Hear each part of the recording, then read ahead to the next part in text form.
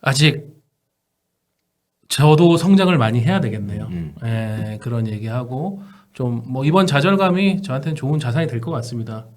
더 오기가 생기네요라는 그런 얘기가 왔더라고요.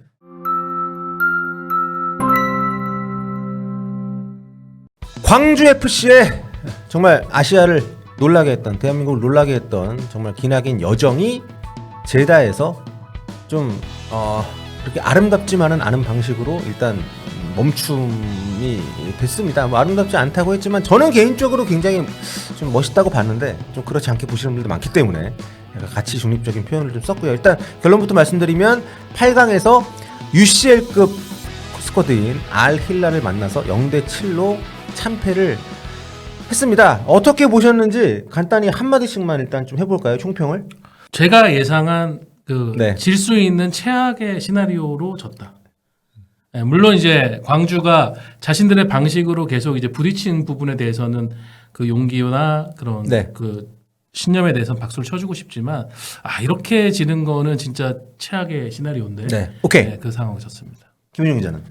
예, 저는 이 경기 보면서 약간 그 카타르 월드컵 16강 브라질전 좀 생각이 났습니다. 같은 방식으로 추구하는 방식으로 축구를 하다가 결국에는 대패를 당하는 그런 면모에서 벤투호의 마지막 경기와 광주의 마지막 경기가 비슷했다. 네. 이렇게 봅니다. 저는 오늘 새벽에 이 경기를 좀 또 본 느낌이었어요. 토트넘 리버풀전에서 그 엄청난 홈팬의 그 열기와 그 확실하게 모든 포지션에서 드러나는 기량차와 뭐 이런 것들의 어떤, 그러니까 한마디로 체급차가 너무 많이 났고, 그럼에도 불구하고 이정효 감독이 애초에 본인이 약속했던 거 두 가지 중에 하나만 지켰습니다. 우승하겠다는 약속은 못 지켰지만 하던 대로 하겠다는 약속은 지켰는데 그 결과는 처참했습니다. 뭐 어떻게 보십니까? 이렇게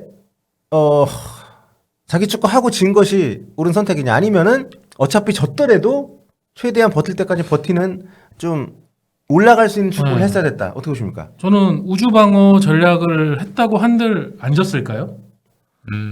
쉽지 않죠. 전날 네. 이제 알 힐랄이 하는 여러 가지 패턴들, 특히 세트피스에서의 그런 위협적인 상황을 볼 때 결국은 그렇게 했었어도 질 경기긴 했는데, 근데 이제 이정효 감독이 세운 그런 플랜들이 초반에 너무 일찍 무너졌고 너무 빠르게 실점을 했고 그 실점도 손쉽게 실점을 해버리면서 그 다음에 어려운 상황이 됐는데, 그래서 저는 뭐 이정효 감독도 그렇고 선수들도 그렇고 후회가 없다고 하는데, 그래서 밖에서 이제 보는 평가가 뭐 냉정하게 할 수는 있겠지만 네. 본인들이 그 정도의 어떤 도전에 대해서 만족을 한다면은 충분히 의미가 있지 않나 싶습니다. 네, 그 사실 후회가 없다는 말을 저는 믿진 않고요. 어떻게 후회가 없겠습니까? 저기까지 가서 한 경기 한 골도 못 넣고 왔는데, 근데 만약 한계를 느꼈기 때문에 그런 차원에서 아쉬움은 덜 할 수 있겠다는 생각이 좀 들어요. 이를테면 뭐 세피스 골이야 그렇다 치고 그 상대 속공 나올 때 1대1에서 완전히 다 발렸잖아요. 스피드에서 특히 그 알도사리한테 발리고 막 이런 그쵸. 거 보면서, 특히 이제 그 캉셀루한테 이거 보면서 와, 이거는 진짜 경기 끝나고 이정효 감독이 명확하게 얘기를 했죠. 감독 커리어에서 이렇게 강한 팀은 처음 만나봤다. 그러니까 그게 감독의 전술이나 어떤 준비했던 플랜으로 극복될 수 없는 기량차라는 게 존재한다는 것을 좀 봤기 때문에 저는 뭐 지더라도 장렬하게 뭐 진 거 저는 뭐 나쁘지 않은 선택이었다고 보는 쪽입니다. 광주 그 이강현 선수가 블로그를 굉장히 열심히 하고 이번 그 ACL 파이널 스테이지 기간 내내 매일 이제 본인 블로그에 일기처럼 글을 올렸는데 8강전 직후에도 글이 올라왔더라고요. 거기 보면은 뭐 개인의 퀄리티라는 게 쫓아갈 수 있는 부분이 있지 않을까라고 생각하고 덤볐는데 쫓아갈 수 없는, 진짜 필드 플레이어 10명이 모두 축구 도사인 팀이 있구나라는 거를 경험했다라는 후기를 남겼더라고요. 그 말대로 퀄리티 차이가 확실하고, 그러니까 광주는 승리하기 위해서는 그 알 힐랄이 작동할 수 있는 팀과 조직의 퀄리티가 무슨 변수로 인해서 제대로 작동이 안 돼야 되는데, 그게 알 힐랄은 뭐 전날도 100점 정도 수준으로 작동이 됐으니까 뭐 패배는 막을 수 없는 결과였다고 봅니다. 그러니까 이 팀 선수들이 확실히 큰 경기 경험한 선수들이 많으니까 지금 보니까 뭐 그 몇몇 선수들 같은 경우에 리그에서 굉장히 최근에 죽을 쓰고 있었다고 하는데도 큰 경기에서 그런 모습을 좀 보여주지 않았기 때문에. 예, 뭐 그러니까 결국에 요새 말로는 체급 차이라고 하고 네. 그 축구적인 말로는 질적 우위라고 하는데 그런 선수 개개인의 차이를 무시할 수 없거든요. 측면 수비가 약하다고 아릴랄이 그랬는데 실제로 아릴랄은 여러 차례 이제 측면을 잘 뚫어내면서 광주를 대파하면서 이제 또 강한 모습을 보여준 것 같습니다. 네. 그리고 뭐 시급치라고 하지만 사실 전술적으로도 저는 분석을 굉장히 잘하고 나왔다고 봅니다. 그러니까 오른쪽보다 왼쪽이 취약하다는 것을 적극적으로 간파를 해서 공략을 한 것도 그렇습니다만 뭐 좀 대단히 막 노력하는 것처럼 보이지 않고 막 준비한 대로 착착착 해가지고 골을 넣어버리는 그런 모습들이 너무 많이 나와서 2번 정도의 패스로 그냥 네. 상대 진영을 완전히 다 통과시켜 버리고 측면에서 손쉽게 이제 상황들을 만드는 걸 보면서 말씀해 주신 것처럼 광주가 이제 라인을 올리는 부분에 대해 가지고 그거를 이제 뚫을 수 있는 퀄리티도 갖고 있고 또 조직적으로 이제 우리가 어떻게 저들을 공략할 것인지에 대한 방식도 완벽하게 숙지를 하고 나왔더라고요. 네. 참 그래도 저는 간만에 꽤 많은 사람들이 K리그 팀의 경기를 정말 밤새면서 기다리는 그런 경험을 했다는 건 굉장히 인상적이었고요. 근데 확실히 사우디는 선수들의 이거 레벨도 레벨이지만 그 중립 경기인데 사우디를 유치한 그 어떤 영향력과 경기장을 가득 메운 그 엄청난 열기와 중립 경기장에서 알힐랄의 카드 섹션 그게 뭡니까? 네, 그러니까 저는 카드 섹션 할 수는 있다고 보는데 아니 경기 중에 카드 섹션을 하는데 그거를 경기가 진행 중인데 그것만 딱 그 다 보여주는. 포커스를 줌 아웃을 해가지고 그거는 너무한 거 아닙니까 솔직히? 그건 중계 카메라가 중립을 못 지킨 거에 가깝지 않나. 그러니까 뭐 멋있긴 한데 그래도 뭐 잠깐 뭐 이렇게 몇 초 보여줬으면 우리 거의 한 1분 넘어갔어요 제가 봤을 때. 광주 공격 내내 그랬습니다. 네. 그러다가 칸셀로가 공 잡으니까 칸셀로 단독샷 비춰주고 그런 카메라 장면들이 있었죠. 네, 아무튼 굉장히 여러 가지로 이례적인 환경에서 좀 광주 선수를 고전한 것도 맞고 그리고 어쨌든 뭐 감독도 그렇고 선수들도 그렇고 국제 무대 경험이 굉장히 좀 상대적으로 적은 선수들 위주로 지금 나간 거잖아요. 그렇죠. 만약에 그 빗세고비한테도 그랬습니다. 만약에 2차전이 있었으면 조금 달랐을 수는 있다고 봅니다. 승부 자체가 뒤집어지지 않았을지언정 한번 붙어본 걸 가지고 또 분석을 할 수 있으니까. 근데 이 단판 승부에서는 극복할 수가 없었던 차이가 분명히 있었던 것 같고 또 제수스 감독이 보니까 지금 안첼로티 감독이 거의 가는 것 같긴 한데 브라질 대표팀 감독 후보군에도 이름을 올릴 정도로 뭐 이런 무대에서도 인정을 많이 받은 분인데 그런 부분에서 확실히 좀 클래스를 보여줬다. 예전에 벤피카를 이끌고 네. 바르셀로나를 3대 0으로 꺾었던 네. 그 감독인데 뭐가 없지는 않겠죠. 그렇죠. 네, 거의 확실한 거 갖고 뭐 있고. 200억 받는 연봉이 이유가 있는 거죠. 네. 그러니까 저는 아까 형우 형이 얘기했지만 이게 8강이 기존대로 홈앤 어웨이식의 양판지였다고 하면은 뭐 이정현 감독은 완전 전략적으로 다른 접근을 했겠죠. 근데 이 경기는 뭐 단판 승부고 중립 지역이라고 하지만 사실상 상대 원정이기 때문에 네. 어떤 방식으로 해도 이길 수 있는 확률이 낮다고 하면은 저는 이정현 감독이 택한 방식도 충분히 의미 있다 보고요. 네. 그게 우리가 잘 알고 있는 익히 알고 있는 이정현 감독이니까 그래서 저는 나름대로 맨 오브 라만차라고 수식어를 붙였는데 네. 안 되는 걸 알면서도 그 거대한 풍차로 돌격하는 돈키호테처럼 이정현 감독이 마지막에 뭔가를 보여준 게 아닌가. 물론 그 한 전반 막바지부터 이정현 감독 뭐가 또 빡쳐 있더라고요. 선수들이 자기 경기를 다 못 보여주고 있다라는 부분은 이제 이정현 감독의 표정으로 다 인정이 됐던 것 같고요. 경기 끝나고 뭐 일단 공식적으로 인터뷰에서 했던 얘기는 제가 짤막하게 전해드렸습니다만 혹시 뭐 주고받은 얘기 있나요? 소감이나 이런 거에 대해서. 메시지로 뭐 감독님 수고하셨습니다라고 했는데 아직 저도 성장을 많이 해야 되겠네요. 그런 얘기하고 좀 뭐 이번 좌절감이 저한테는 좋은 자산이 될 것 같습니다. 더 오기가 생기네요라는 그런 얘기가 왔더라고요. 저 그런 생각 들더라고요. 이번 경기 끝나고 정말 더 퀄리티가 높은 선수들로 팀을 만들어보고 싶은 욕심이 생기지 않았을까.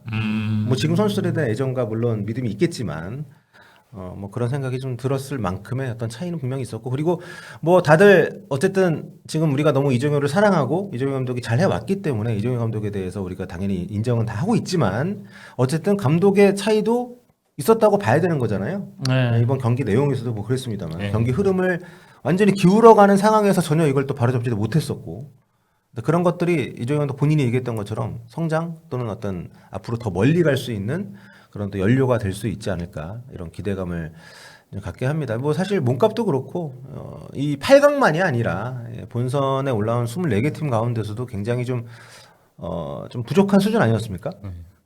뭐 본선에 진출한 24개국 중에서 22위였습니다. 광주가. 몸값 선수들의 네, 또 몸값이. 선수들 몸값이 그만큼 굉장히 그냥 16강에 진출하는 것도 사실 낮은 확률인 팀이었는데 이 팀을 이끌고 빗셀고베전의 어떤 대역전극을 이끌어내고 8강에 가서 사우디에서 장렬하게 산화를 하긴 했지만 네.